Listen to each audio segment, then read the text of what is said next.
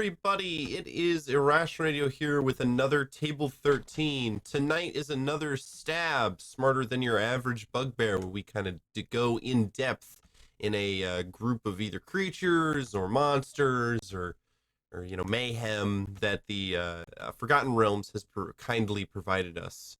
Tonight, we're discussing the infernal corruption known as the Gnolls.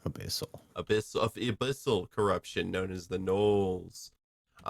They are featured prominently in a lot of different fictions dealing with the Forgotten Realms, as well as things like World of Warcraft or there's other stuff that's got Gnolls in it, right? I'm drawing a blank for other media. Those are the two, World of But Warcraft and D&D are the two big ones I can think of off the top of my head. But I feel like they've made appearances in some other general like fantasy fiction stuff since. I think that's in that same kind of guise as well with this hyena humanoid. Yeah, so they're thing. generally described as tall, hulking, hunched back humanoids that have rough fur and claws ending in a humanoid hyena hybrid of a head. They can stand somewhere between 6 and 8 feet tall, though they usually slouch, and they travel in packs, at least in the Forgotten Realms. So in the Forgotten Realms is where I think that most people are going to be familiar with them in terms of a role-playing standpoint. I know they're featured in WoW, but that's going to be a different kind of background lore than here, I think. I'm not sure. Vaguely. It's not that different. They're basically the same kind of idea. This is pretty much a D&D, like a Gary Gygax creation, more or less. There was like a book, I'm blanking on the name and I didn't write it down here. But that there's this story that was supposed to have influenced Tolkien's writings as well, that mentioned, or a collection of short stories or something that's supposed to have influenced Tolkien, that Gygax referenced for a GNOLE, which is like a gnome, troll, goblin, like those kind of fairy types. That was like an evil, kind of malicious forest spirit thing. It was more general fey creature stuff. And I think you can look early, like first edition. I think elves they shared a language, or they understood orcs and goblins, hobgoblins, and also gnolls. They were another one of those creatures that were kind of pushed into the that like fey creature category, where there were like red caps and other just general goblin adjacent creatures that you could slay in great number and not feel bad about. So they, in the Forgotten Realms, they are the descendant of the demon known as Yenogu. Yenogu, yes. Yeenoghhu. He is the demon lord of beasts and bestial prowess, or like of the hunt, but not the wild hunt, because that's a different thing. But yeah, it's basically also like slaughter and butchery. Yeah, exactly. Like killing people in the most horrific ways possible. And they do go. I mean, there is some literature that talks about the way that Gnolls sacrifice people, and it's pretty awful. It's really, really not good. A long time ago in the Forgotten Realms, in the age of giants and dragons, before the gods were forced to walk on the plane, Yenogu somehow figured out a way to walk on the material plane, spreading chaos and destruction in his wake. He mutated things, animals, and beasts through the demonic energies flowing off of him. And some of those creatures were mutated so bad that they died, but their flesh was eaten by hyenas that were traveling and feeding off of this wake of death. And from those hyenas, the first Gnolls were born. Not great creatures. In the very beginning, they were basically like mutated animals. They were just beasts that wanted blood and to to eat in the very, very beginning. Yeah, the very, very beginning, they're like, it's just says that they're a combination of gnome and trolls. I think in like the very first instance that they're published way back in the 70s or whatever. Beyond that, they turn No, into like I meant yeah, like but like in the this Forgotten instance, Realms. yeah, Yeah, this in this demonic, like instance. they are Yeah, still have like a demonic heritage back that far, but it is not described like the in any right. detail. Although Yanagu, I believe, is one of the original demon lords that does exist. Um, going back even that Right. far.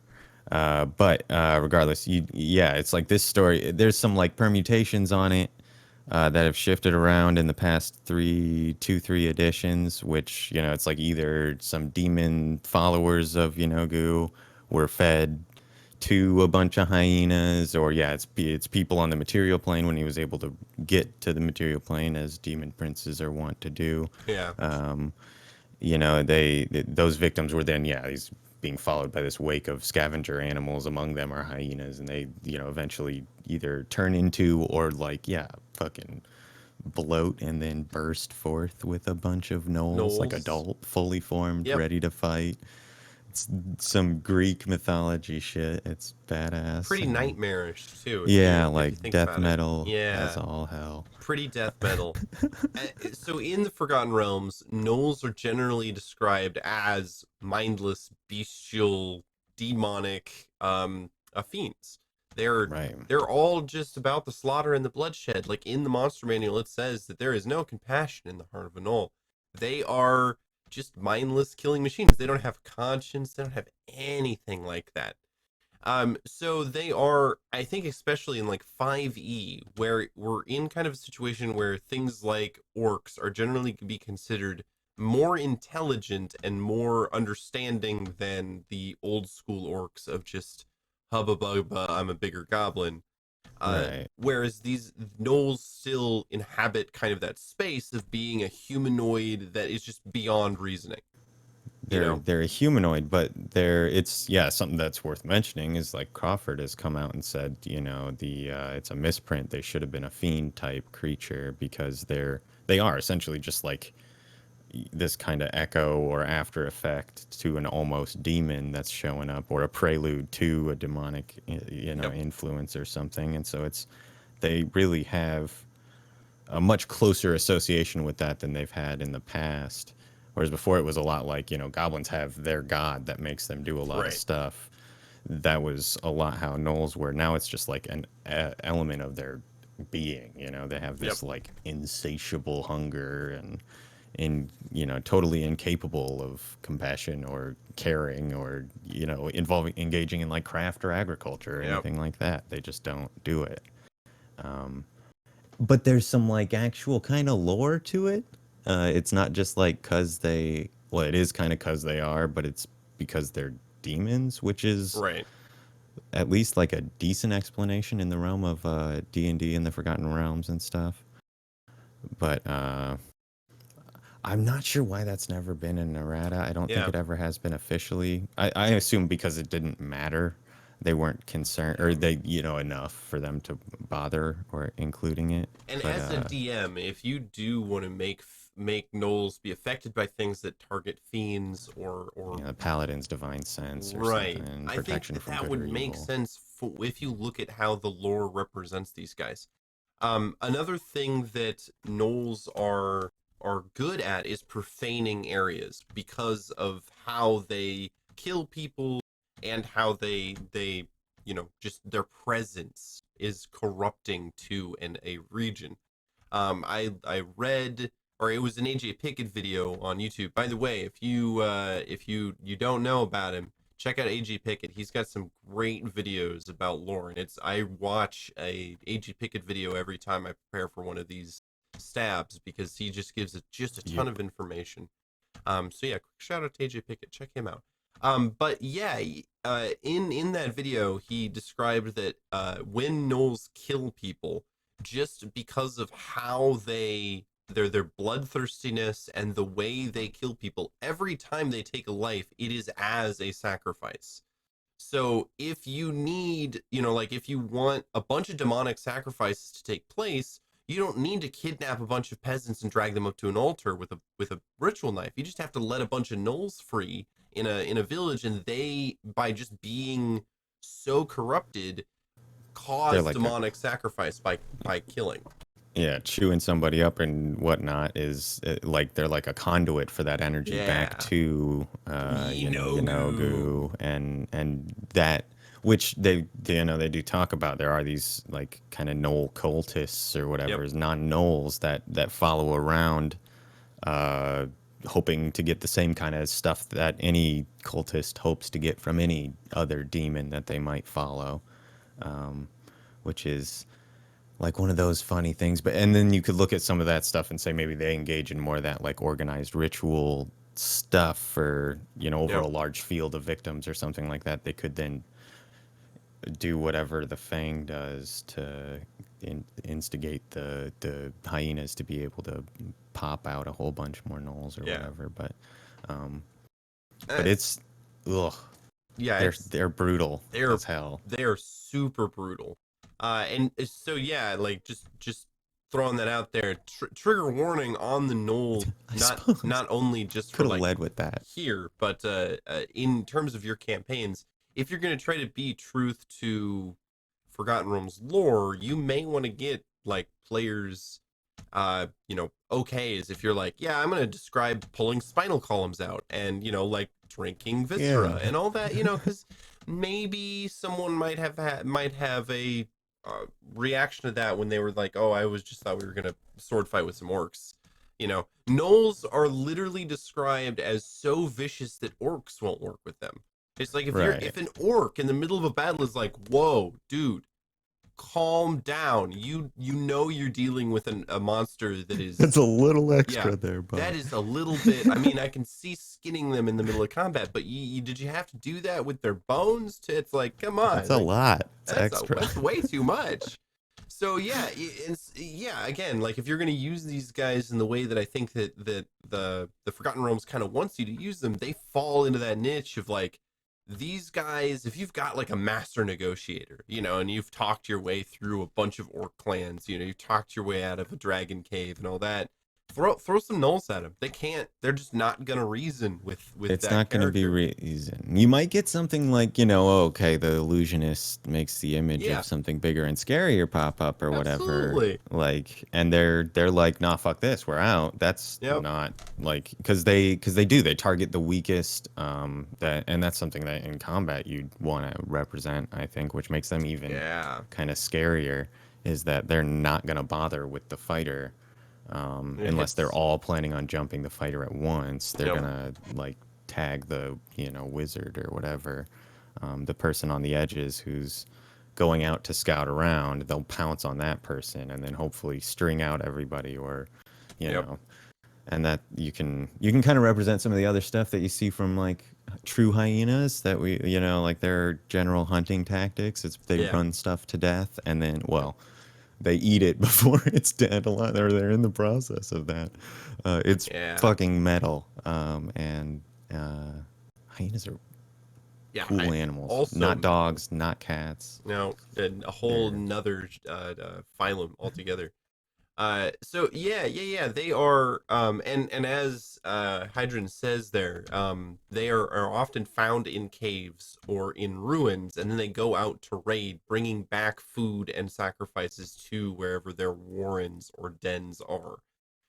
So you can have them pop out at player characters while they're on the road trying to get stuff taken back, or they can be something that you have to clear out of an area to bring it back. They're also often because they are like an infection.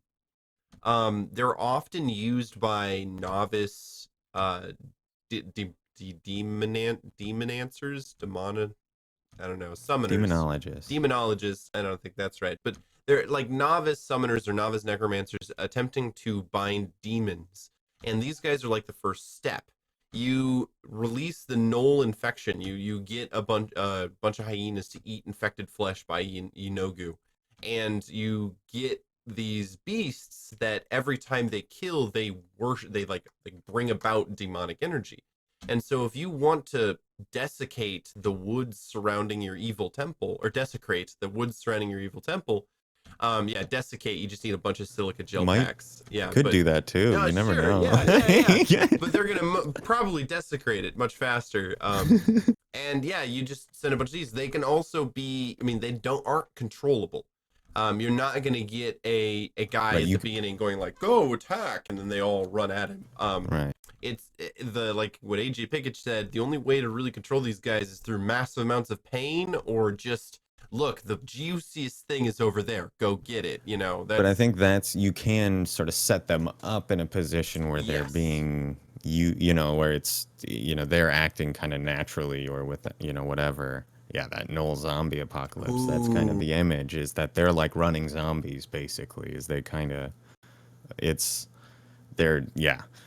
Just like that, because they'll run you down. They'll make sure they get you, and they'll keep throwing themselves at you mindlessly. Like when they think, that's at the point, it's the sunk cost fallacy at some yeah. point. And, there's so many of them that have gone down, they have to now bring you down. Otherwise, this all is for a waste or whatever. I like that kind That's of yeah, sunk cost animal, fallacy. Whoops. yeah, Yeah. like uh, stuff, and that's because they're not fully like sapient, intelligent things as the lore writes them. They're more instinctual, bestial, Yeah. which is could be fun, but and I think there's a place for some enemies like that. Usually, we're very big on like trying to, um, stretch away from that or find a way to explain that that's some other thing or Right. something. But I think that they've done a little bit of work in the background to make this make sense, and there's ways that this can function along the lines of a almost like a natural disaster or something Yeah. similar, and Yeah. and yeah, and then be complex because of its implications, because of how Right. it's interacting with all the other races, and because you don't have a bunch of these other races that are just evil, Right. thoughtlessly, just are, that Especially aren't in undead or something, like the modern 5e, because back in the first edition, goblins and orcs and all those guys were basically interchangeable in terms of characteristics, and gnolls were no different. Like not in characteristics like height and strength and stuff, but like in terms of like behavior, in terms of like raiding and then Right. coming back. They're Um, just mooks, yeah, they're yep, yep, killable, yep. fodder or whatever. Exactly.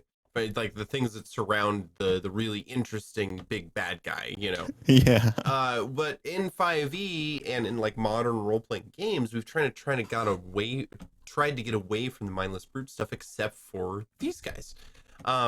Where I think that they're just kind of trying to lean into that a little bit, and I like that. I think that I like a hyena based humanoid is a great animal to base that kind of thing off of, just because of how they interact with each other in the wild. Something also that's interesting about hyenas and gnolls is that they are a matriarchal race. They are generally led by the strongest female of the pack rather than the strongest male, though they are very difficult to tell apart male from female unless you have that certain DeviantArt account. Um, then it's pretty easy. But I would say Knowles may not follow that because of their whole cycle. Right. Like it doesn't really. It's basically an asexual reproduction Yeah. cycle. It doesn't require any like fertility. It's not But the they normal they conventional can they conception. can or at least in some editions they were able Yeah, to actually reproduce some editions of 5e depending on or where you're 5e. looking at and what Yeah. lore, and I think that's something that absolutely any DM can rule that working either way. Yeah. But I think that there's at least room for them to just be asexual, not really have Yes. an important the skinwalker. That's actually a pretty good Yeah. like approximation or whatever. I don't think that they were like dog like necessarily, but they were like forest, beasts that ate people and Right. yeah, and as a demon, yeah, it's a good point. Absolutely. It's cannibalism based, and that was Yeah. That's Man, like the whole I'm writing some thing. stuff down that That's a good Hydrant one. is giving me here, because like I, yeah, I like a zombie kind of infection, but it doesn't, like, if you get bit by a gnoll, you're not going to turn into one. But if some animal eats your flesh after you die, after getting bit, then it's going to turn into a gnoll. So you gotta, a demon yeah, in apocalypse basically. right. That could be a better way to do it than Man, I, with the hang on. what's up sidebar. Sidebar, really quick. How come no one has made a zombie movie where the zombies are a certain animal rather than just humans? Because that would be badass. You know, like a zombie movie where all the dogs are turning into zombies. You know, I mean, it's the same problem, but only dogs can turn into zombies. So you just get humans get ripped apart and like trying to keep the dogs away from the zombie dogs. And that would be an interesting twist on like the zombie trope, as if humans weren't, yeah, zombievers. Zombievers, I mean, that would exactly. be like, I just think about it, if it was like widespread along mammals besides humans. Like that would be an ecological nightmare that It's oh, actual. I'm sure that's an I'm, actual yeah, me movie. I'm too. concerned it's Yeah. porn. Oh God. But you could, I coming back to the original topic, I think you could kind of represent something that with a Knoll-like infection, where if you just took a bunch of like the Knolls and then plugged them into like that Knoll idea and plug them into like werebears and were-tigers, you could have some kind of really cool like demonic animal like infection where all the townspeople are turning into mindless beasts of different flavors, a la Knolls. I was gonna Yeah. say the other thing that I like with the idea of a null, it changes the concept a touch from where it is. But if you wanted, I guess, yeah, we were kind of talking about this. There isn't really a place for, since we're probably not going to get to mechanics before our break here. I'll just touch this in on the end of our various concept conversations here. But the idea is there, you have like Azamar and Tieflings. Tieflings are pretty closely associated with devils as a general rule. There really isn't an equivalent for demons. But Right. something like a beast folk, that's a knoll or a even tabaxi or any of these kind of loxodon, things like that, that could maybe be the result of a similar situation where they're kind of touched by an almost like deific level power from the bad side of the cosmos or whatever, and give them general abyssal kind of junk. Just give them the language abyssal. Even honestly, you could just do that, and like any of those now suddenly have that flavor. Um, and I That think that is, that yep. could be a cool way to represent gnolls in a sense that isn't just like they're literally demons. It's like, well, maybe they're kind of like how tiefling are, Right. sort of devils, but not necessarily evil.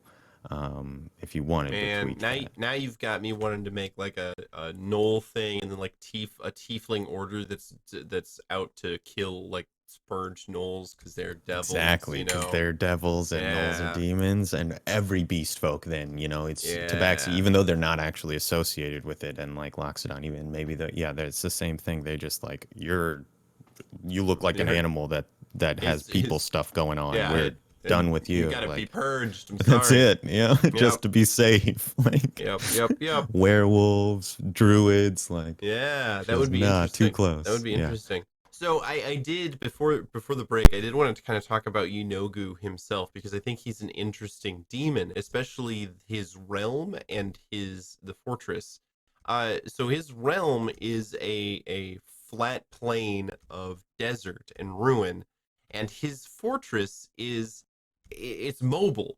It is on great wheels, and it is pulled by an army of slaves, and that are need to be constantly refreshed because they fall over and then are ground under the wheels of this enormous fortress. And the idea is that Knowles will like send people to this realm in order to serve as fodder for this enormous fortress. And going along with that, there is a Knoll ritual, which, big trigger warning here, for demonic sacrifice, where they all get around a sacrifice and take strips of their of flesh off of the sacrifice and either eat them themselves or feed them to maws that lead directly to Yinogu's mouth. And it's like a big old feeding frenzy. These gnolls are stripping the flesh off whatever helpless thing has been captured, and then feeding them to either the demon or gorging themselves. And so By through proxy feeding, by kind of proxy, thing. yes, because they're eating.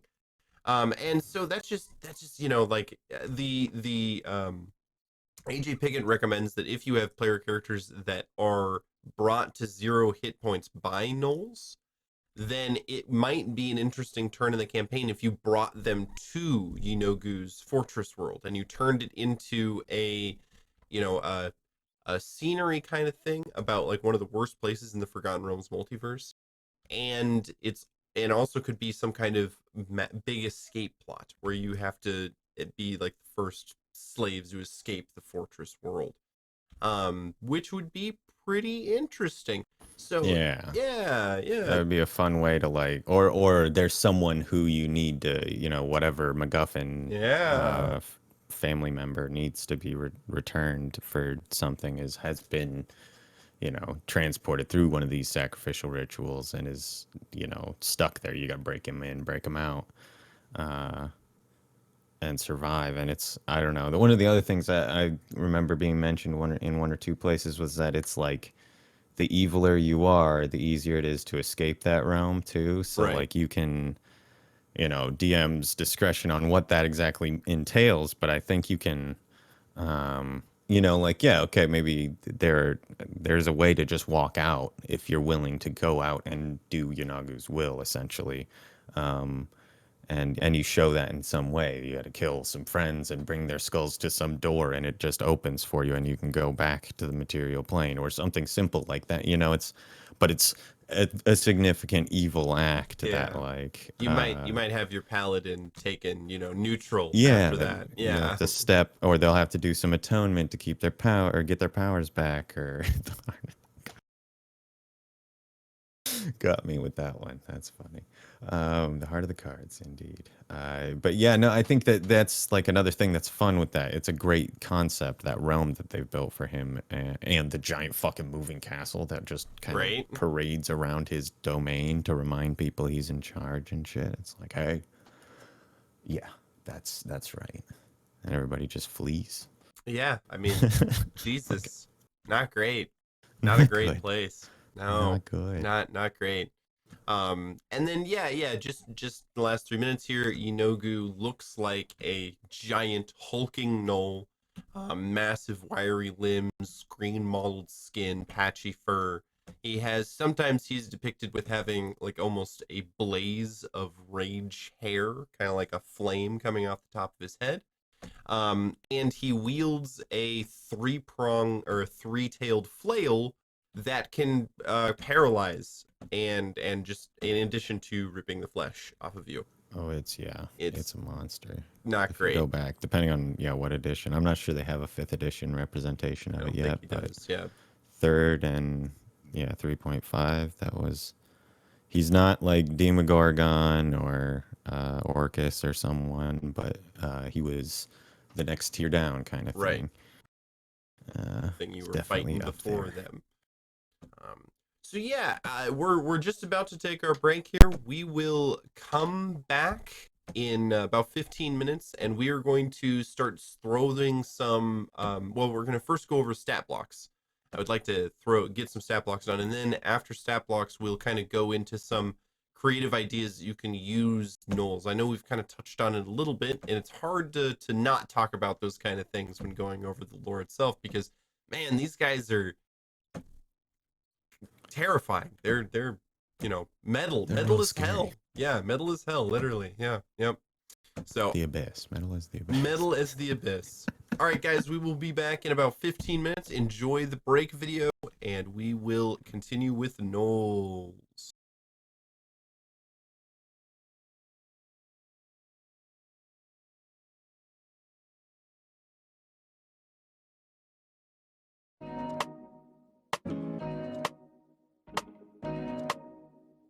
there's a lot of different stuff that people try to get out of role-playing games that when they come to the table. Like, what kind of different types of players are there? And I guess not talking about like the problem player types, but what are the various things that players might aim for when they get around the tabletop?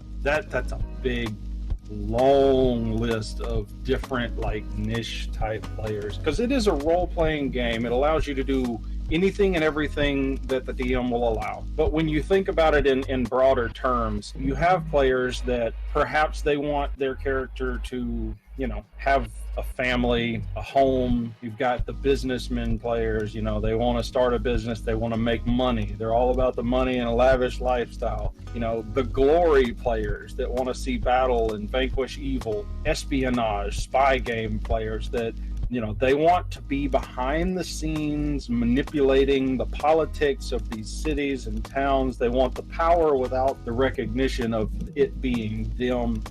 Or the direct confrontation, maybe. Yeah, exactly. They just want to pull the strings. I guess there are going to be different types of these games that, or these players, different games that players are looking for that mesh well together, and others that don't. Like, if you've got somebody who's all about kicking in the door and, you know, fighting the evil and saving the day, but, you know, the rest of the party is trying to be more subversive and behind the scenes and run more of an espionage intrigue situation, it's going to be really hard to maybe keep both of those kind of differing desires aligned in a way that keeps everybody happy. But there might be ways to do that pretty effectively. Maybe you know, there's enough baggage that's brought up, or they're not effective in their workings of the espionage or whatever, and you can bring conflict because of that, and that'll keep both parties happy. But I think that that's something that you can get yourself into trouble with if you're not aware of what the players are like what they really try and focus on when they play D&D. Is it about living out the life of their character and doing exactly what, you know, they think that their character would do in that situation given the setting they're in and all that stuff? Or is it, I'm here to save the world and that's what's important, so I've got to, you know, I'm on a mission from God and that's all that matters, everybody else be damned kind of thing. I think if you've got if not entirely consistent desire from everybody in your group, it doesn't have to all be exactly the same, but if they're all at least coordinated in such a way that one person doesn't hate the thing that somebody else really enjoys, then you're going to be in a better place, I guess, to have fun at your table.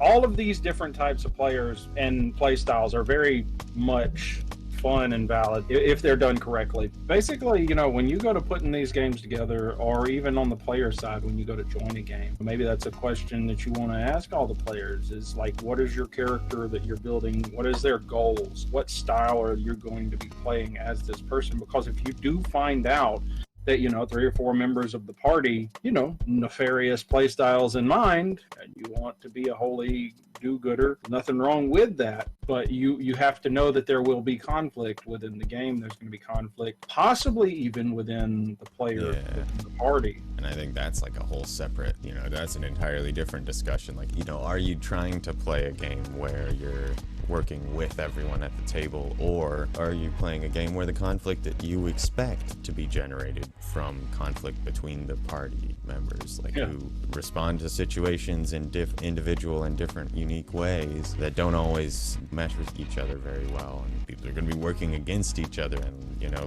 characters are going to be lying to each other or something like that, or totally on the other side where people don't want that at all. Like, I think that's another one of these kind of overarching play style things that will have a big impact down the line on that kind of overall happiness of your party. Yeah, and I know this is not really one of those things that I think a lot of people think about before you start playing, but I think it should be more forefront. I think it should be something that people think about just a little bit more before you join a game or before you put together a game, because putting a little bit of effort into making sure that everybody's on the same page, even if you have conflicting play styles, if you're at least on the same page about how to deal with these, because you know these will be a thing. It's not necessarily a bad thing, so long as you agree on how to deal with them. So just put a little bit more effort into this before you jump into a game, and your game will go much smoother down the line.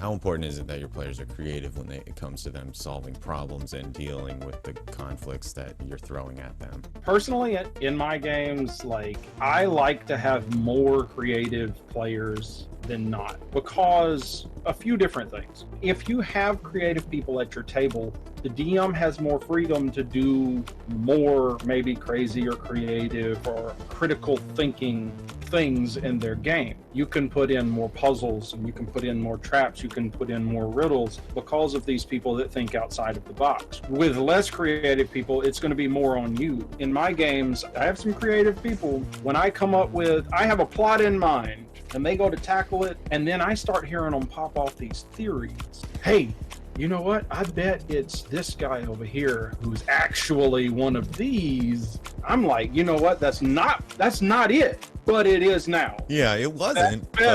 That's better than when I came up with. I like that. Exactly. Ooh, that's nice. Yeah. The creative players at your table will inadvertently hand you better solutions to your problems than you had originally planned. And then when they find out they were right, that they called it, 6 sessions ago, when in reality you just said, ooh, I'm gonna write that down 6 sessions ago, and they're gonna feel much more satisfied, especially if they're the kind of player who's trying to kind of unravel and unwind these sorts of complex situations and scenarios or whatever. I think that's a really good strategy, is finding your players who come up with theories that are totally off the wall and may not be, there's a half assumption in there, but it sounds good and you're not carved in stone or leading into whatever else it is that you had already established. Like, let them come up with ideas for you. Steal away. It only helps. They just feel smarter then, and it makes your game better if you come up with something, or somebody proposes an idea and you're like, that actually fits better than the explanation. If you don't use it just because they came up with it, then it's a lame reason to not improve your story, I guess. Use the creativeness of your players. I actually know a couple of DMs that have told me that in their games, when they create these puzzles and these traps for their players, they don't actually create the solution when they create the puzzles. Riddles, that is, absolutely. They don't make the solution. What they do is they allow their players to find out what it is and to go through it, and they start trying to solve it, and then they're like, the first one that sounds really good, that's it, because they don't want to lock them in there. You got to let them be successful by thinking outside the box. Otherwise, you're going to make your players not feel like it benefits them, and they're just going to try and do the obvious thing every single time because that's the right answer. And I think that actually cuts both ways against both creative and those players who aren't so much, because the creative players are going to find, like I said, an extra 10 explanations that have nothing to do with the actually important details that you've dropped in, but are fixated on some random extra descriptive sentence you threw in just because you were working for thinking space or something. But they're like, oh man, his cloak's way too purple, he's got to be a noble or something. So now all of a sudden they're doing an entirely different thing than they came into that bar for originally. And that does make a point for that side of it. If you have a table that is slapped full of these hyper creative thinking players, then they're going to likely overanalyze a lot of stuff that you don't really intend for them to. So table full of these people, and you just go to describing the few patrons at the bar, all of a sudden every one of them is like, all right, maybe that guy's the big bad, all right, maybe that guy's an evil wizard that we got to talk to, maybe that, like you probably need some people on the other end of the spectrum to be like, hey guys, maybe they're just here chilling. It doesn't matter. Chill out. Let's just move on, guys. They haven't even looked at us. Like, it's probably not plot critical. You do have another aspect, maybe a little more a niche type thing, whereas you may have, let's say, a really creative thinking player, but he's playing a not very observational character. So they're not going to use that knowledge. They're not going to apply their critical thinking at your table. Yeah, they're critical thinking, they're creative, but their character is not. So you're not going to get the boon of that. That's another thing that, if you've got somebody in there that you're like, oh yeah, they always see this stuff, but they're playing a dunce version of whatever they usually play or something, so that they get to stretch themselves as a role player. You may not get to the benefit of their normal behavior based on the character that they're acting on. That is a really good point. Exactly.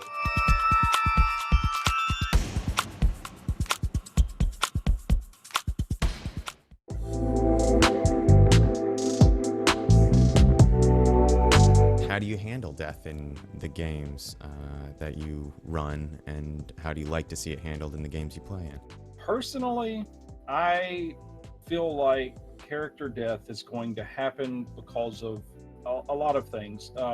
Poor dice rolls, bad character decisions. The one thing I don't like to see is character deaths because of poor DM planning. That's sort of the one section of a character dying that I'm not okay with. But if it's a not a badly planned setup, encounter, or what have you, and the dice just roll, awful for you and great for the opponents, that's something that it just happens. And if you go to making stupid decisions, then by all means, death. That's my idea. Not everybody thinks the same, and that's okay. There are some players and DMs who feel like they want a more narrative storyline, and they don't want characters to die unless it's fitting to the story. Right. Yeah, there's like some weight to it. And I think that on the other side of that, that there are DMs that don't want to kill a character that when the player isn't okay with it, essentially. Like if the player hasn't essentially decided that their character is making some sort of like, ultimate sacrifice for the party, that there needs to be some hand wave which occurs to allow them to not be dead. I played in games where everybody gets one, everybody gets one death that doesn't really count or whatever. If that's the way you want to play, there's nothing wrong with that, as long as everybody knows going in the way their DM's planning on handling death.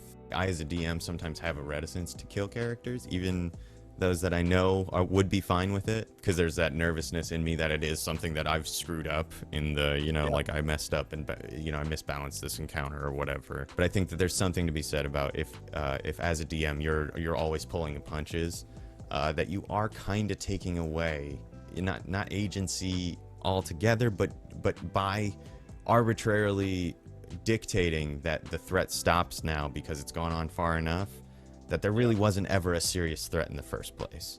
That the party was only ever going to be pushed up until this point, and then you were going to stop. And if the party ever starts to pick up on that, they're not going to stop. They're not going to worry anymore. They won't be concerned about the threat of death because they know you're going to pull back. So I think it's important that it's a real and present danger, to me anyway. I think there are games that's not the story they're trying to tell. And it's not about that kind of stress within the session necessarily. If you, as a DM, want to run narrative, it has to make sense in the story and everybody agree death, you're going to have some players that if they end up in that game are going to see, hey, it doesn't really matter what I do. There's not any consequences. And they're going to do one of two things. They're going to go all out, or they're going to care much less about your game. Which is even worse, honestly. Yeah. Like if they're gonna run around and I'm a hero and I know I won't die, so I can, mold this world to my will. They're still playing and they're still probably invested, and that can still be a really fun and entertaining story to tell, as long as they're not horning in on any other player's ability to do these things, so on down the line. But if a player's like, okay, what I do doesn't matter now because we're always gonna survive, and they are checking out as a result of that, that's not good. You don't want a player to disengage because they don't feel like it matters, I guess. Once again, we go back to everybody on the same page, and that's going to be a recurring thing. Absolutely. But as far as players and DMs go, that is one thing that's an upfront thing. Before you join, you need to know session 0, hey, look, how does death work? How do we want it to work? Because if this is a narrative thing where everybody's going to have to be in agreement before a character dies, well, then everybody has to be okay with that, because not everybody likes doing that. And if it's going to be the dice are going to determine your fate kind of game, some players are not okay with that. So everybody needs to know what to expect when it comes to death, because there's no wrong way to do it if everybody's doing it the same way at your table, if that's an expected thing.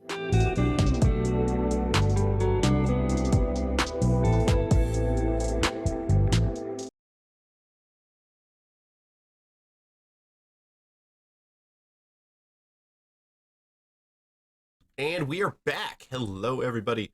we are talking about the hyena men known as the Gnolls, a bloodthirsty, vicious race from the Forgotten Realms that delight in the most savage, brutal ways of killing possible. They're so good at killing that every time they take a life, they do a little demonic ritual, little demonic sacrifice there. So we have kind of gone over the lore behind them a little bit, at least in the Forgotten Realms. Thrown in a couple of ideas and thoughts, some given by the users here. So we are gonna start going into stat blocks now. Before we get too into our own imagination, we do want to go over the nitty gritty of the Gnoll. So Eric, go ahead, take it away. Alrighty, I will start with just the the blocks as we've pretty well covered the fluff and narrative information that's included in the monster manual entry on Gnolls. There's probably a good amount of what we talked about that's in the Volo's guide as well, but for the most part, that stuff was things that we have talked about. Regardless, you got Gnolls. They are medium humanoids. As we talked about, that's something that even Crawford has said maybe should have been fiends, and I think that that's maybe a good way to play it personally. They are chaotic evil. Their armor class is 15. They have 22 hit points, a speed of 30 feet, 14 strength, 12 dex, 11 con, 6 intelligence, very low intelligence, 10 wisdom, 7 charisma, dark vision, not a very good passive perception. They speak Gnoll. That is all. That's interesting. It's until Fangs that they get Abyssal. I thought I would have. Okay. I think in some of the earlier editions they usually have Abyssal, but I think narratively Gnoll is described as including bits of Abyssal as well. Yeah. So I don't know. They're a half challenge CR, and as far as combat features, they have the Rampage ability. When a Gnoll reduces a creature to 0 hit points with a melee attack on its turn, the Gnoll can take a bonus action to move up to half its speed and make a bite attack. So that's like, what you were talking. Hilarious. You drop someone and they move around and take a chomp out of someone. What's the bite attack damage? It is the first of its actions is the bite attack. It's a melee weapon attack with +4 to hit, 5-foot reach, targeting one creature. It deals 1d4 +2 piercing damage. So it looks like it's a strength attack. D4 +2, which isn't going to do a ton to your average, character. Yeah. But being able to stack that on top of its turn, and if they're accompanied by a pack lord or something, that ability gets a lot more useful. But as we had kind of mentioned, if the target isn't necessarily the PCs, but someone who's a little easier to reduce to 0 hit points with a melee attack, suddenly that ability is much more dangerous. And the situation's a lot more complicated than just kill all the Gnolls. It's save the peasants from the marauding horde or whatever. Regardless, the next action they have there. Sorry, I'm getting off track. The spear is a melee or ranged weapon attack. They get a +4 to hit. It's either 5-foot melee or a 20-60 ranged attack. Single target. It deals 1d6 +2 piercing damage or 1d8 +2 piercing damage if used in 2 hands to make a melee attack. So it's a little nice. I always wish there was a way to 2-hand throw spears. Right. You can't. They like specifically, but it's dumb. I think you should be able to. Longbow is their final action. It's a ranged weapon attack. They get a +3 to hit, 150 to 600 range, and it deals 1d8 +1 piercing damage. But it seems like they would not want to be doing that very often. Especially when you get that extra bite. If you any of them, that's only on melee attacks specifically. So Yep. So hand it over to you for the next step in the rung of Gnoll baddies to fight.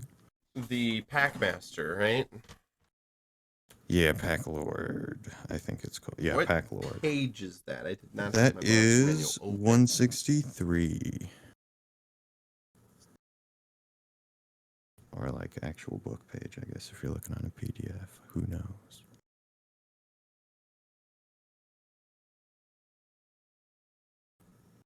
All right, so Yeah, a okay. Gnoll Pack Lord here. So their armor class is going to be 15. Their hit points are going to be 49, so much higher than the normal everyday run-of-the-mill Gnoll. These guys are generally going to be in the center of a group of normal Gnolls, kind of leading them as a pack. They have a speed of 30 feet, a strength of 16, a dex of 14, con of 13, and intelligence of 8, wisdom 11, charisma 9, dark vision, still a pretty bad passive perception. They can speak Gnoll, and they've got a challenge rating of 2. They have a rampage as well. And of course the bite, a glaive instead of a spear. It just does a little bit more damage, a little bit easier to hit. Longbow, again, a little bit easier to hit just because they're, I guess, more proficient with weapons. But this Incite Rampage ability here at the very end is really why you put these guys in the middle of the Gnoll group. It's got a 5/6 recharge. One creature the Gnoll can see within 30 feet of it can use its reaction to make a melee attack if it can hear the Gnoll and has the Rampage trait. So really what this does is it makes the turn economy just it adds more actions to the action economy. It adds more actions to the Gnoll side and does turn basic Gnolls in. You just get way more attacks. One more attack, yeah. And that's even though it's only a D4 plus 2, which it's not a ton, but you get to do that. And the other thing, that would giant hyenas also have the rampage trait. I think it's the only other creature that has it. Nice. But as you'd probably want, based on the Faerun lore, a pack of them running around behind the Gnolls, it's mechanically really powerful if you've got a pack lord or pack lord, couple Gnolls, supported by maybe a couple giant hyenas. Yeah. Oops. Bopped my kitty. Oh no. It's what I get for waving my hands around while but yeah, you end up with, now it's like it's a more interesting combat encounter, even if it's just kill all of the enemies. Yep. It's more complicated, and like you're saying, yeah, the turn economy, they get to act like there are several more creatures than they actually are. Yeah.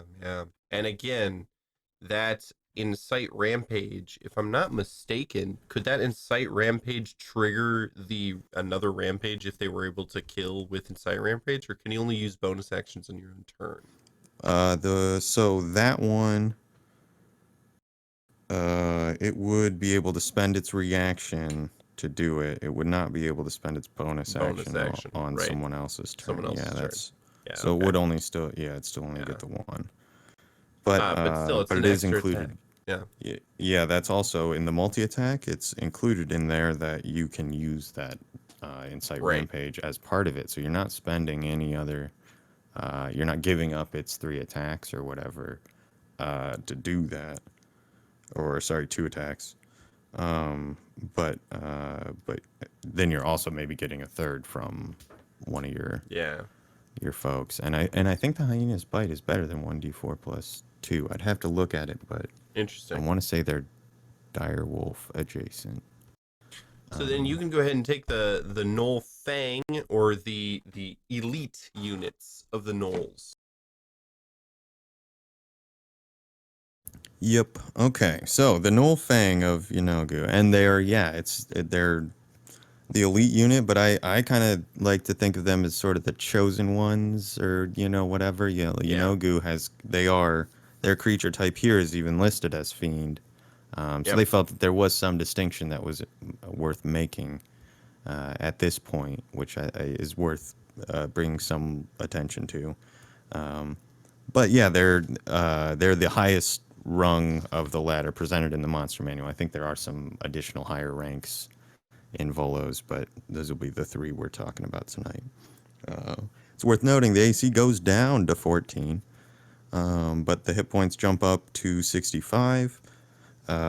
Speed still 30. You have a 17 strength, a 15 dex, a 15 con, a 10 intelligence now, no longer a negative intelligence modifier, an 11 wisdom, and a 13 charisma, which is a jump up of 4 from the last one.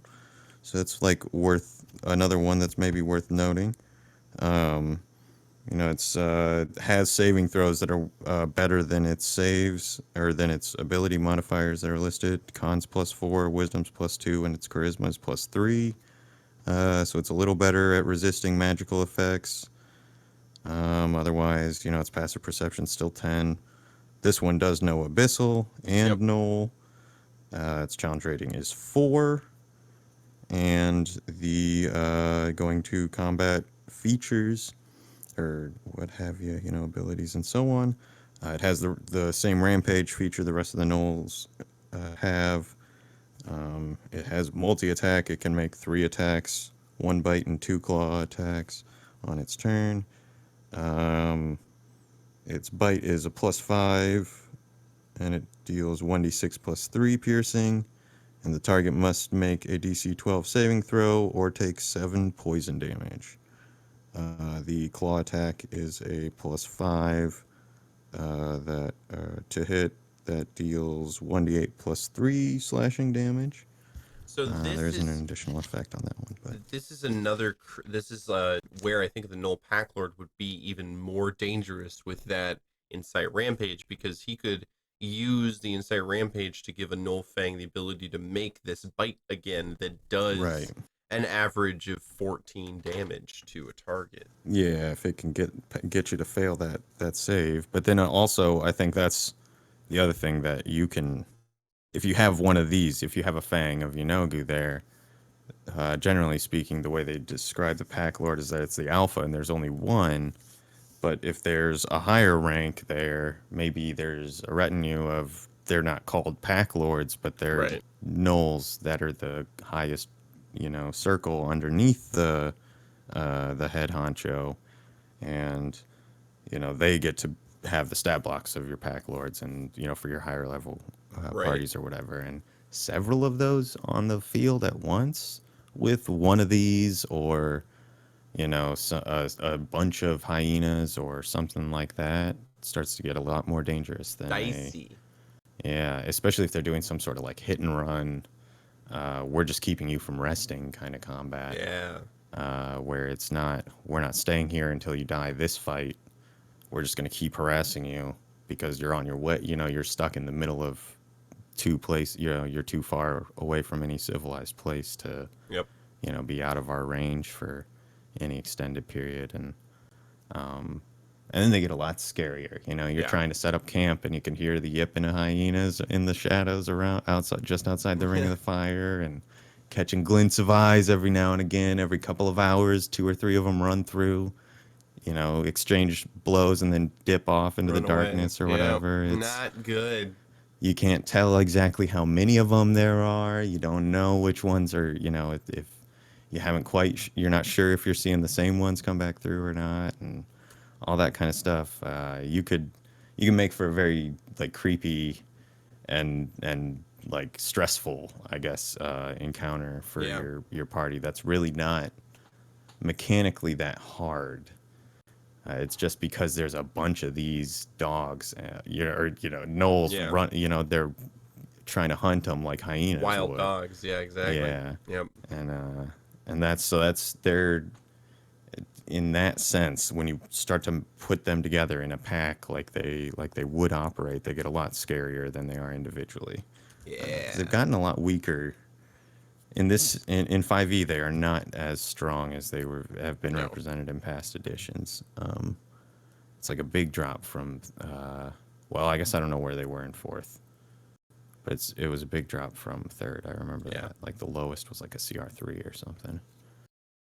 Well, so those are the stat blocks in the monster manuals for the Gnolls, and so we should now kind of start talking about how to use these guys in your campaign. We've kind of poked at some ideas here. So they are, for the most part, a great enemy to use, I think, against like a level 6 to maybe 11 party that's like feeling like they're hot shit. Because if you sick, Ooh, real quick, can I yeah, run through the giant hyena stat block? yeah, oh yeah, yeah, Just yeah, since they're closely do it. associated, and I think it's worth it. That's it's in the NPC entries in the back where your general animals are listed. But giant hyena is a large beast, which means they could ride these. Ah, It has an AC of 12, which isn't great, but it's a mount. If it's a mount, that's pretty standard. It has yeah, 45 hit points, 50 foot speed, 16 strength, 14 dex, 14 con, 2 intelligence, of course, because it's an animal, 12 wisdom, 7 charisma. Its perception is a +3, so it's going to be better than the Gnolls. yep. Keeping them around will help them keep track of stuff and, catch people trying to sneak up on them and so on. They have the rampage feature, but their bite is a +5 to hit and does 2d6 +3 damage. Wow, So yeah, that's your best target for that Insight Rampage ability. Is not yeah, probably any. Maybe the Fang would be a good yeah. target, But you're only gonna have but one of those to be able to and that's target. only if Yeah, somebody's got a really bad con save, really, because yeah, a 12 isn't that high of a DC. And you'll get more reliable damage with the giant yeah. hyenas So maybe roll. having Knowles riding giant hydras, hunting the party, running in, Give them like biting. mounted combat or something, Oh like yeah, or I don't know, yeah. So just that hit and run tactics, or give them lances, maybe any reason that they might get slightly more organized, or even have just they killed a group of like chevalier style knight people, and we're like, hey, let's take their lances, and we've got these hyenas, and like, all right. yeah. I mean, that's probably a little more like creative, you know, whatever intelligence than you'd usually see represented in Gnolls. And even just walking alongside them, hyenas, I think, are a great ad. Yeah. But yeah, if you were willing to go that step further and say they're, you know, just intelligent enough to figure out how mounted combat works, and So are good enough at that to go on, like, oh yeah. another thing that you can do with these guys, because if you have a higher level party, it's very unlikely that the Gnolls are going to be able to use their rampage ability very often. If you're fighting 5 level 6s and you're only doing like 6 to 15 damage a strike, you're probably not going to reduce 1 to 0 and have any measurable effect on the outcome of the battle. But something that you can do, like we discussed, you can either make it so that you've got villagers running around that you're trying to protect, or you could have some kind of like literally sheep as the most easy example. Is like you're trying to protect a farmer's sheep and you have like 3 gnolls just running through murdering all of these sheep. That's a great low level Yeah, encounter. yeah, yeah, yeah. That could lead into a very like, oh man, why are the Gnolls? And then the Gnolls are a whole track into Yeah, something much more complicated.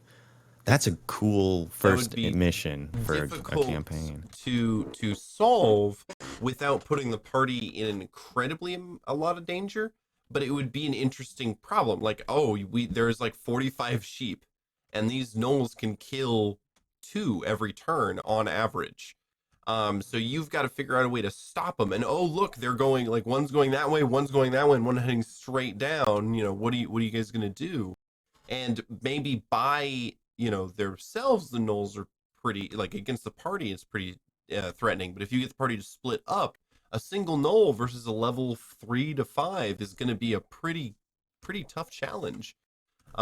It could, yeah. If the Yeah, dice don't go well, absolutely. If yeah, there's a pack lord around too to get some extra attacks in on an individual, but I think that's yeah, the other thing is if there's one that's separated, they would all kind of want to. You'd think yeah. that Oh, that's that's kind of that true. that Yep. tactics is they would all pounce on that one, and then Yeah. there'd be one tying up the other people, kind of who stay to keep the others busy while they try and drop the weakest target or something like that. I think that's kind of the thing Right. is if you're running around, that defending the sheep that's like such a cool concept for an early mission. I think once you get to tier 2, tier 3, if there's Yeah. magic users, significant stuff at their disposal, it's going to be pretty difficult for standard gnolls to threaten. Oh yeah, even sheep at that point. 'Cause, Yeah, especially if you got a wizard and just casting like force wall and shit it'll like just that. be a and just- massive running in, and through some series of magic they'll just be blown Yeah. away or stopped entirely or something. Yeah. But still, I think if you can present that sort of a varied threat, or the other thing you can do if you don't want to use along with hyenas, to give them a little bit more high level support. They have a demonic association. Yanogu could have pressed some Vrock into service or whatever, any other. I think Vrocks look like vultures, so it's a good one. But any of the other low level demons would be, a decent thing to be alongside them. They basically function the same way, so Right. it's it would make sense, and it could indicate an deeper escalation of corruption. that. Yeah. Exactly. Yeah. That same kind of, oh man, demons are coming thing. So yeah, that would another thing along the same lines as the sheep and kind of what you said about mounted on the hyenas or bringing hyenas along with them. If you want to do a little higher level sheep encounter, do refugees on the road being attacked by mounted gnolls. With the hyenas, a villager is going to be more likely to be killed by a hyena, like a gnoll stab and then a hyena bite, and then they get that, or they move up and then both can attack, or just the hyena can attack. But still, that would be a much more harrowing challenge for a party, is trying to corral 200 villagers as like 4 mounted gnolls are chomping their Or like their ghoulies. 200 sheep or something. It's Yeah, just a yeah. long line of cattle that they're Oh god, yeah, that would that's be a the mess. goal, is they're trying to split it up and break Yeah. off a chunk of the herd and run off with a bunch of the sheep or whatever. Which would be probably a lower level than escorting a caravan, but like help this shepherd get their sheep from A to B or to the market day or something. It's Yeah. like, and you've got this same sort of, they're just like trying to break the line up and, scare off this chunk and corral them away, and you've got to deal with that, and they're trying to just leave rather than fight to the Right. death. Gnolls, no matter what the level is, if you're level 10 or something, if they catch you off guard, that could still be a really complicated Yeah. situation to deal with. Yeah. A mass of individual creatures would be a shitload of stuff to track on your Yeah. as a DM I or would whatever. I would but do unit cards for that encounter, Yeah. where you have like, this card represents 50 sheep, and just like, oh look, this is splitting off this way. I'll break like, it into the Yep. into 2 halves that are now 25 sheep each or something. yep. It's I agree with that. Or like they're all in blocks of 10 and you can just break them off or clump Yeah. them together or whatever. But something along those lines, I would have to. But I think that could be a really fun combat adjacent focus. Like that's a great way to go at it. Hayden's talking about hellhounds. I'm pretty sure that they're like devil stuff. They're like infernal, but they are freaking dogs that blow fire. So Right. sure, I don't remember, I because mean, I know Displacer Beasts and Hellhounds are like on either side of the spectrum, and I don't they're- remember which one I is think which. displacer beasts are aberrations. They're like mind flayers and stuff. They're Oh, like, okay. All right. I know I they want to say hate- outer realms. Oh no, I was thinking about Blink Dogs. Never mind. Yeah, because it's Blink yeah, Dogs. it's yeah. I'm But not sure yeah, what maybe they are. Hellhounds. Either way, it doesn't Yeah. hurt anything. I just assumed because of the name Hell that they're like devil associated, I guess. I may be wrong entirely, and they could totally be abyssal or whatever, demonic. I think now it might just be more about fiends and celestials. so Celestials, yeah, rather than demons and devils. I don't think they make as big of a distinction. Yeah, So- yeah. But that's something that, to me, that was like that's a classic difference. It's important, kind of. And they talked about it a bit in the, is that Volo's? No, Volo's. Mordenkainen's Tome of Foes, I think it is, that has stuff about the Blood War and how the devils are stopping demons from, like, basically just turning everything into the abyss Yeah. or whatever. Into chaos, yeah. But But yeah. Yeah.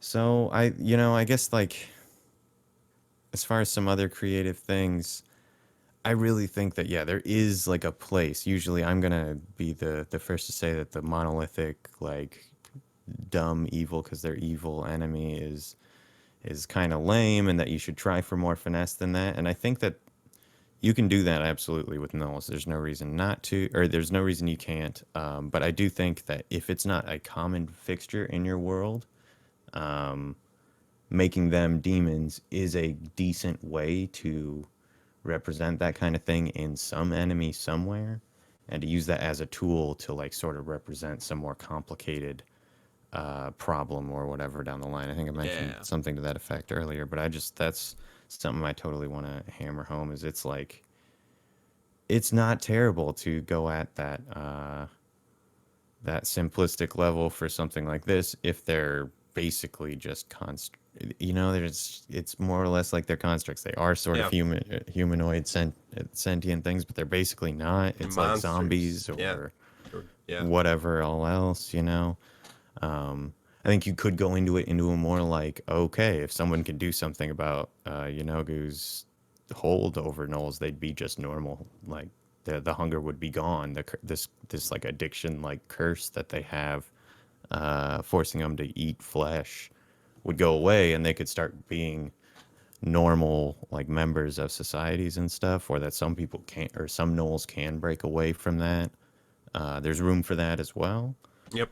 I saw one video that had some really cool splits on like it had kind of a three or four pronged series of Gnoll sub races that they were talking about the lore and how they're kind of tying it to how there's these four main breeds of animals in the family that hyenas are in, and they kind of have distinct habits because they're a pretty small group of animals Right. that each live in a certain area.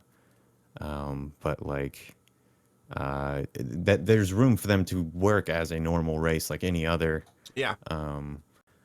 but there's more potential for them than a lot of other races have to use them as they're written as just kind of faceless bad guys because of the threat that they can represent down the line, I suppose. Yeah. I agree. Kind of going off that a little bit. That's in my own experience working with Gnolls for my fictional world of Paralandia. I went in the other direction rather than them being of fiendish or demonic origin to begin with. They're part of a race called like the critter folk in Paralandia, which are like humanoid, half Beast animal. and beast Right. folk or whatever. And there's a lot of them in Paralandia, and Gnolls are just one type that lived closest to the large corrupting influence of the BBEG of the entire continent, the Red Queen. And so in the Red Queen set up this system to infect Gnolls with this demonic energy that turned them into the Rage Beasts. And so it's kind of a retroactive right. version of the same general effect. Exactly. But in this way, there is at least, it's more like a zombie, like an infection kind of thing, where you can cure Gnolls of this Red Queen fever and bring them back to the tribal, like they were more like represented like how orcs are represented in the Forgotten Realms, in that like they're more like tribal, nomadic, almost like Native American-esque peoples, and then after the Red Queen happened, they're more like the savage Gnolls of the Forgotten Realms. So yeah, I think that's an interesting way to do it. Yeah.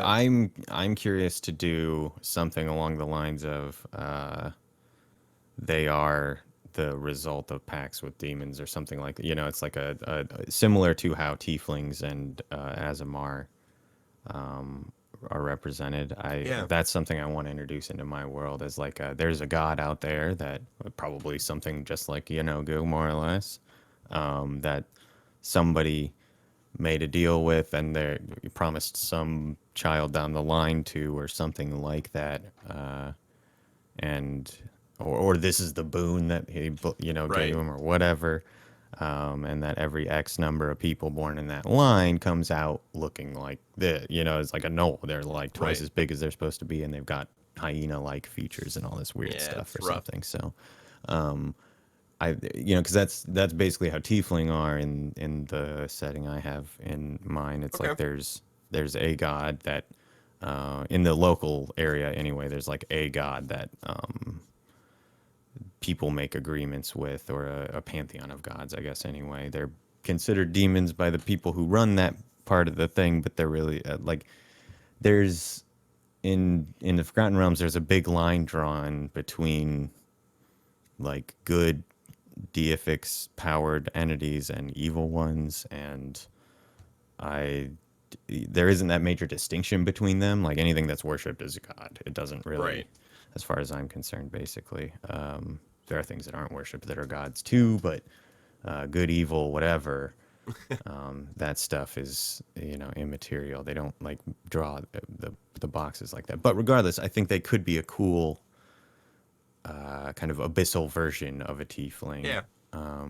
Or any other, and yeah, like I was saying, doing a bunch of the beast folk with a similar element like that. Maybe they're not all associated directly with demons, but the fae or the whatever. There's some influence from some otherworldly entity that wasn't hyenas, or it wasn't a bunch of cats eating stuff and then they exploded into a bunch of humanoid cats to make tabaxi, but it was some direct action of some like beyond mortal level power or something. That'd be kind of cool, I guess. Yeah, absolutely. The other side that I really like about Gnolls is that they're a lot like orcs in 40K, the Warhammer lore in space. They're like a virus. They reproduce like one Gnoll. The right one Gnoll can come back from nothing to a pack of hundreds or whatever in a matter of really not that long. Just by going around and killing stuff. And like that's what they want to do anyway, so they just do that. So that kind of leads me to Hydron. I wanted to give you this a thought that I had when you asked this, or when you said you wanted to incorporate, because Gnolls are like conduits for demonic energy, and like the more things they kill, the more profane the land is they've done the killing on. You could have the Lich King employ them as a way to, or like infect villages or populations with this like Gnoll curse in order to pave the way for him raising his undead army from the other plane of existence. And that way you'd have two kind of a opening to tell that story, is like the player characters are hired to deal with Gnolls, like we've been talking about. And then they're like, oh, why are there Gnolls suddenly attacking these places? And then you have like a badub story arcs to go into telling the Lich King story. Either the Lich King's trying to subvert the Gnoll and god or something, or the Gnoll god's trying to subvert the Lich King's power over the undead, because they really kind of are both like death focused, and it seems like they'd share like one of you couldn't turn anything that went to Yenogu into an undead thing very easily, right? So I guess that's not true. They have the Witherlings, which we didn't really talk about, but there's these, I think they're in Volos, which are worth mentioning more in the story side than their actual mechanics, because they're kind of just Gnoll skeletons. But they're Gnoll skeletons that are basically, through like a ritual cannibalism thing, they create these like Gnolls that are, I think one of the things I read / heard said that they were people who lost in the kind of pack on pack war stuff. Like like battles between various Gnoll groups for supremacy, the losers would get their bones stripped and turned into these Witherlings or something, which are kind of still hungry skeletal gnolls, which is the best part that they mention. It's like, oh no, they don't sleep now. Otherwise they're the same. And it's like, oh my god, that sucks. But it reinforces that they're demons thing. Right. Like they're really not like other normal mortal beings. No. Yeah. And that's kind of cool. I think that they should just all be definitely, I would classify them as fiends if I were going to lean into gnolls very heavily and play this stuff up in a they're like just evil because they're evil thing. But yeah, it connects those dots between gnolls and undead a bit, and I think there was some old lore. Yeah, where Inogu used to be the patron for ghouls as well. He used to used to command the ghoul king, but in 3rd or 4th edition he lost that ability. He lost control of the ghoul king, and that's like either because the ghoul king became a god in his own right, or through duplicity and trickery freed himself from Inogu's control. But regardless, yeah, he doesn't actually control the portfolio for ghouls anymore.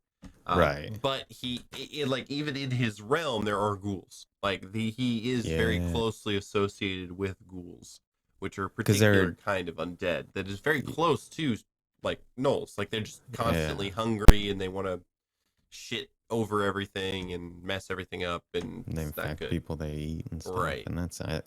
So I think that's another thing. I think diseases is another thing. If you want like just anyone who's dealt, like after an encounter, everybody has to make a con check to see if they, are infected by whatever they're carrying.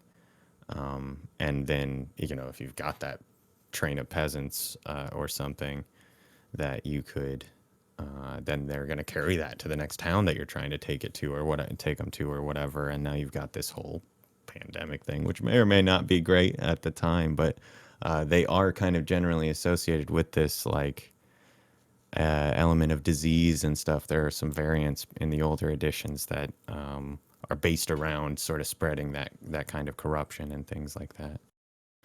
So it's an interesting, another 40K reference there. It's like Nurgle or something. Yeah. The disease chaos lords, demons, whatever they are. I don't know.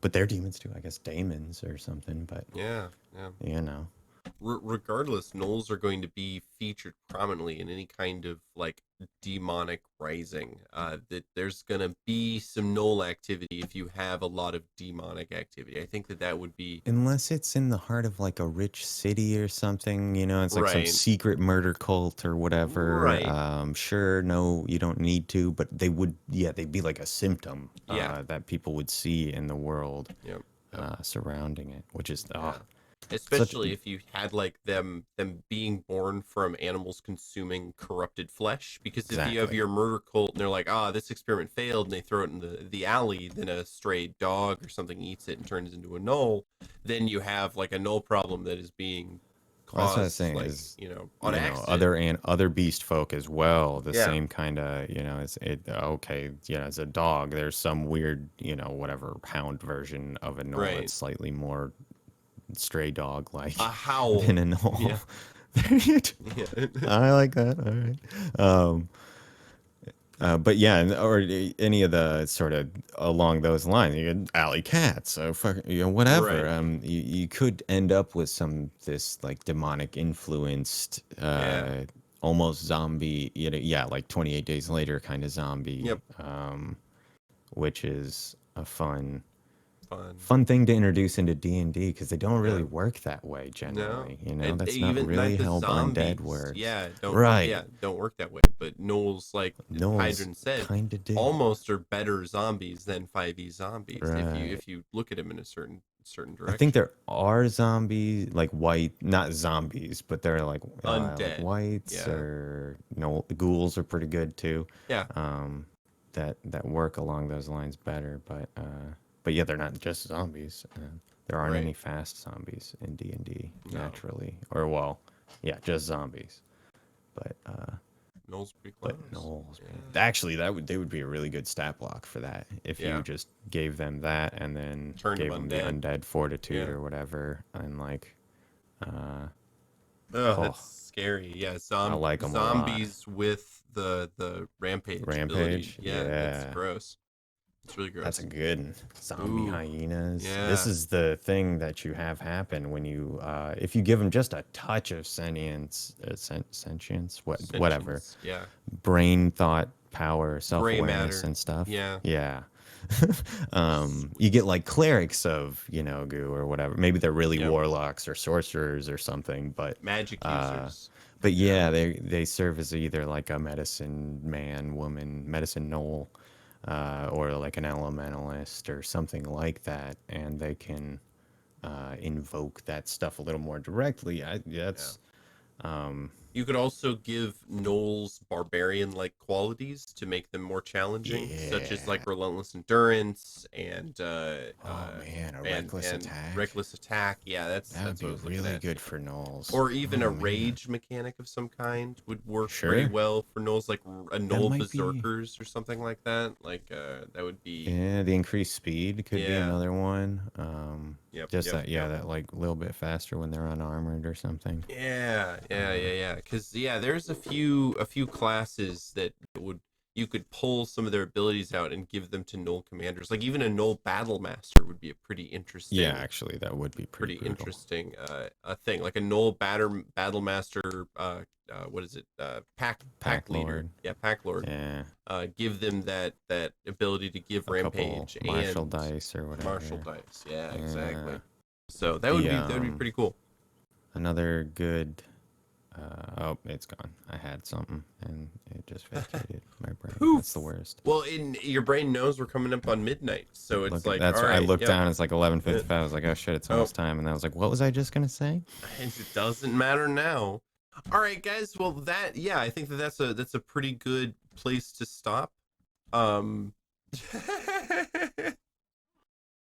That's not gonna bother me for a week. We're gonna That's we're fine. just going to snap that thought off and let Eric dangle in the wind. Well, so that's Gnolls. We're